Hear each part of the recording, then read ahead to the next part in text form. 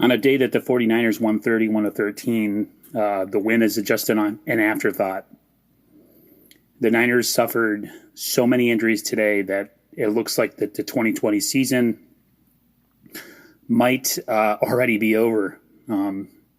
Some people are going to say we're panicking, some of us fans.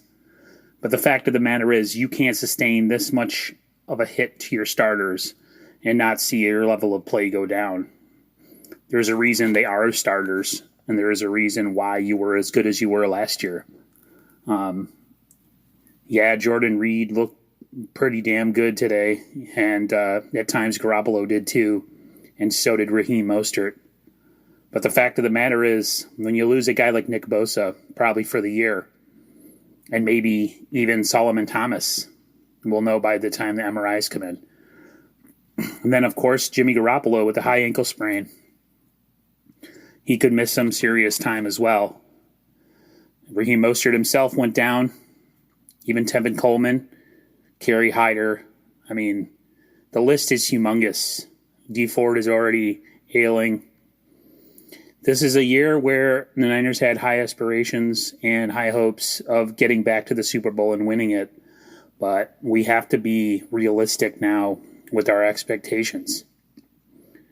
We're not saying that the season's over, or I'm not saying that the season's over, but if things go awry, there's reasons why. I mean, when you have Nick Mullins, as much as some people love him as your starting quarterback, that's really a sign of things to come. A lot was made of the turf. They said it was a new turf and that it was sticky and that players' feet were getting caught. It's worrisome. There's a lot of talk from a lot of Niners players saying that the turf is trash. I think it was Eric Armstead. DJ Jones made a comment about the turf. And the fact of the matter is that they got to play there next week as well. And it's a sad situation, you know, to be this early in the season and to already pretty much have to write off serious expectations. Starting quarterback, you know, starting defensive end, top two running backs, your other outside pass rusher is down. It's a tough time. I mean, Richard Sherman's missing time too. The Niners are in a bad way right now. You know, they might be able to squeak out wins against lowly teams like the Jets and the Giants, maybe the Dolphins, maybe the Eagles, but that's where it ends. There's some good teams out there that the Niners are going to play. Like Buffalo, for instance, New England, Saints. It's going to be interesting to see if the 49ers can be a 500 team this year. They're looking, hopefully, into the free agent market. They said they're going to look for a quarterback, and they're also going to look for defensive line help. Please don't bring Deion Jordan off the practice squad. That's not your answer. There are some guys out there, not the greatest to pick from. Unfortunately, I think they might try Ziggy Enza again for the third time. You never know. I mean, at this point, you got to try. There's other defensive players, defensive linemen out there, like Clay Matthews and Cameron Wake. Not to the level of what we've had, but it will give us something. You wonder how many of the injuries today were from the turf, and which were from guys that bodies who just weren't able to hold up.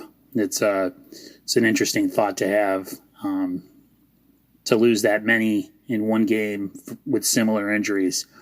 You could pretty much blame the turf, but it'd be interesting to see exactly the cause for everything, and whose body just couldn't withstand the rigors of the NFL game. You know, Nick Bosa's had knee injuries in the past, or he had injury issues in the past, so it always is a cause for concern going forward. You know, now that the Niners are in the position that they're in, we have to reset our expectations. Unfortunately, and even sadly, maybe start to look forward to next year if things get worse and if we go downhill. You unfortunately sometimes look to the draft and all that kind of stuff. But it's still early. Who knows how things are going to play out? I'll be honest with you, my expectations are pretty low at this point. To sustain that many injuries to that many key players, it's going to affect the team. And I don't know what the Niners are going to do at this point as far as, like I said, defensive line help, if they're going to go search the free agent market or if they're just going to bring somebody up from the practice squad from within. Hopefully Debo comes back in a couple weeks and Nick Mullins can do his best to hold the fort down for Jimmy. It's unfortunate. I wanted to make a video and talk about stats and talk about the game and highlights and everything, but you can't. It doesn't really have any meaning right now. It's overshadowed by the current situation.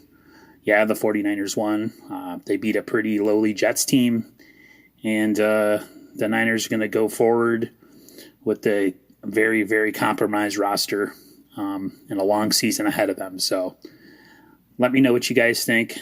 Is it time to press the panic button, or is it next man up? For those of you who say it's next man up, you have to have backups that are actually good at an NFL level to say that. You can't just say next man up if you're bringing guys off the street that were unemployed a week before.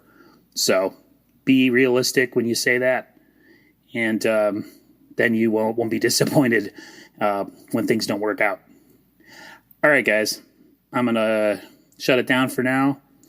Maybe I'll make a video tomorrow after we find out the severity of some of these injuries. And until then, I'll talk to you later. See ya.